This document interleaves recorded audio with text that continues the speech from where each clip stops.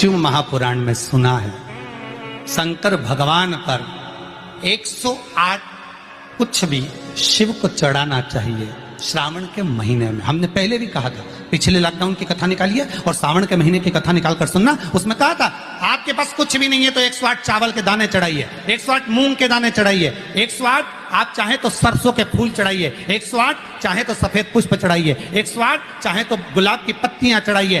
पर सावन के महीने में एक नियम बनाना कि मैं 108 ये वस्तु शिव को समर्पित करती। उसका कारण क्या है? तो स्कंद पुराण में लिखा है शंकर भगवान को सावन के महीने में जब हम 108 कोई वस्तु समर्पित करते हैं तो शंकर उसको लाख और करोड़ों गुना कर कर हमको पूरे वर्ष में प्रदान कर देता है। इसलिए श्रावण महीने में 108 की महत्व। पहला दिन एक बेलपत्र शिव को अपनी मनोकामना कर कर रोग धोग बीमारी तकलीफ कष्ट दूर करने के लिए शंकर के शिवलिंग पर अगर हम बन सके तो मंदिर में, आप लोग तो यहाँ हैं तो देवाधिदेव महादेव कंकर शंकर को चढ़ाओ। और अगर बेलपत्र नहीं हो तो बेलपत्र जो चढ़ी हुई हो उसी को धोकर वापिस चढ़ाओ। श्रावण के महीने में किसी भी एक सोमवार को अगर व्यापार नहीं चल रहा है, नौकरी नहीं मिल रही है, तो कोई तकलीफ आ रही है, तो कोई कष्ट आ रहा है, कोई रोग बढ़ रहा है, डॉक्टर से ऐसा लग रहा है कि ये बड़ी बीमारी बताने वाला है, शरीर में कोई गांठ पड़ गई है और वो जांच के लिए गई है, तो बिल्कुल श्रावण के महीने में किसी भी एक सोमवार को गंगा जल लेकर जाइए शिव मंदिर में। शंकर जी के मंदिर में थोड़ा सा गंगा जल नंदी को समर्पित कर कर, थोड़ा अशोक सुंदरी को समर्पित कर कर, थोड़ा गणेश और कार्तिकेय को समर्पित कर कर, थोड़ा सा गंगा जल जया विषहारा शामरीबारी दौतली और देव को समर्पित कर कर, थोड़ा सा गंगा जल शिवलिंग पर समर्पित कर दो। उस गंगा जल को वापिस झेल कर लेकर आओ। 3 दिन तक लगातार उस गंगा जल को पीना प्रारंभ करो। उसके बाद जांच के लिए आप कहीं पर भी जाइए, बाबा कृपा जरूर करेगा, ये निश्चित। श्रावण के महीने में किसी भी एक सोमवार को अगर व्यापार नहीं चल रहा है, नौकरी नहीं मिल रही है, तो कोई तकलीफ आ रही है, तो कोई कष्ट आ रहा है, कोई रोग बढ़ रहा है, डॉक्टर से ऐसा लग रहा है कि ये बड़ी बीमारी बताने वाला है, शरीर में कोई गांठ पड़ गई है और वो जांच के लिए गई है, तो बिल्कुल श्रावण के महीने में किसी भी एक सोमवार को गंगा जल लेकर जाइए शिव मंदिर में। शंकर जी के मंदिर में थोड़ा सा गंगा जल नंदी को समर्पित कर कर, थोड़ा अशोक सुंदरी को समर्पित कर कर, थोड़ा गणेश और कार्तिकेय को समर्पित कर कर, थोड़ा सा गंगा जल जया विषहारा शामरीबारी दौतली और देव को समर्पित कर कर, थोड़ा सा गंगा जल शिवलिंग पर समर्पित कर दो। उस गंगा जल को वापिस झेल कर लेकर आओ। 3 दिन तक लगातार उस गंगा जल को पीना प्रारंभ करो। उसके बाद जांच के लिए आप कहीं पर भी जाइए, बाबा कृपा जरूर करेगा, ये निश्चित।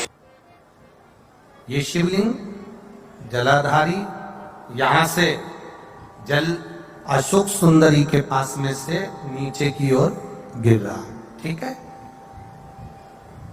बेलपत्र नहीं है आपके पास चढ़ाने के लिए, मत चढ़ाओ। जल नहीं है चढ़ाने के लिए, मत चढ़ाओ। अक्षत नहीं है चढ़ाने के लिए, मत चढ़ाओ। पुष्प नहीं है शिव जी को चढ़ाने के लिए, मत चढ़ाओ। शमी पत्र नहीं है, मत चढ़ाओ।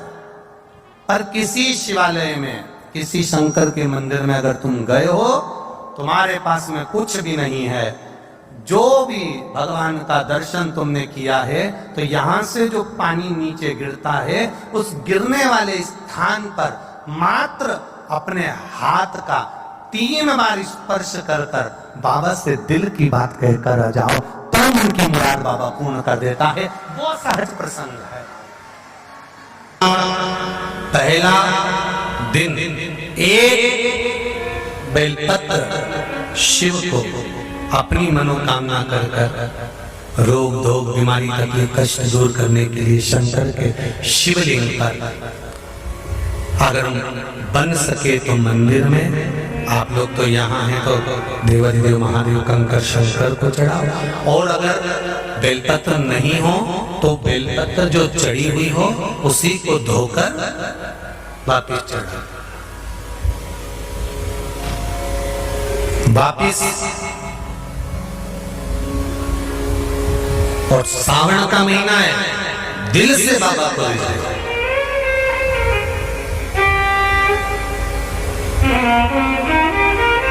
हम धर्म करने के चक्कर में, परमात्मा के भजन के चक्कर में किसी का अपमान ना करें। इसका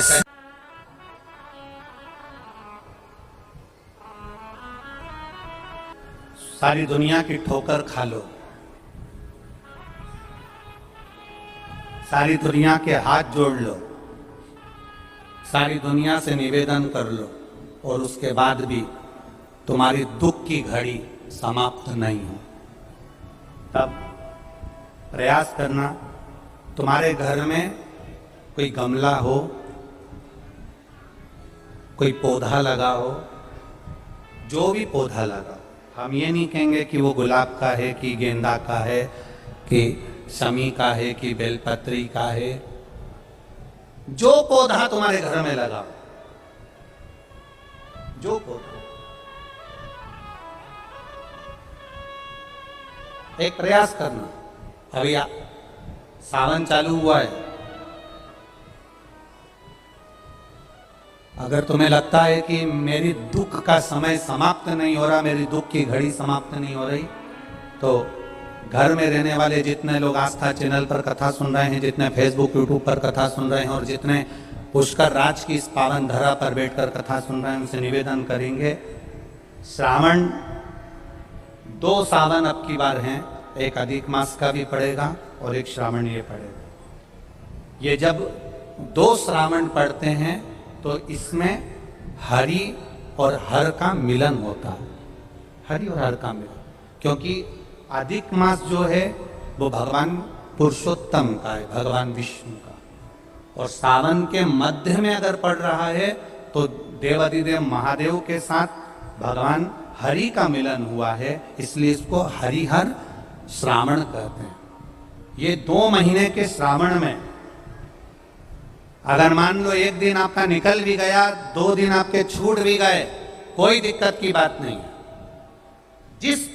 जो पेड़ तुम्हारे यहां लगा हो, जो पौधा तुम्हारे यहां लगा हो, जो वृक्ष तुम्हारे यहां लगा हो, जो क्यारा तुम्हारे यहां, कुंडी तुम्हारे यहां, उसी की मिट्टी को, उसी के पेड़ के नीचे, उसी पौधे के नीचे, उस मिट्टी को थोड़ा सा हाथ से उसको उठाकर एक लिंग की आकृति बना लें। उसमें जलाधारी बनाने की जरूरत नहीं, केवल लिंग की आकृति बनाकर उसी की पूजन वहीं कर कर, पानी चढ़ाकर 15 से 20 मिनट बाद अपना काम करने के बाद उसी को उसी मिट्टी में विसर्जन कर दें अपनी कामना। अगर मान लो एक दिन आपका निकल भी गया, 2 दिन आपके छूट भी गए, कोई दिक्कत की बात नहीं।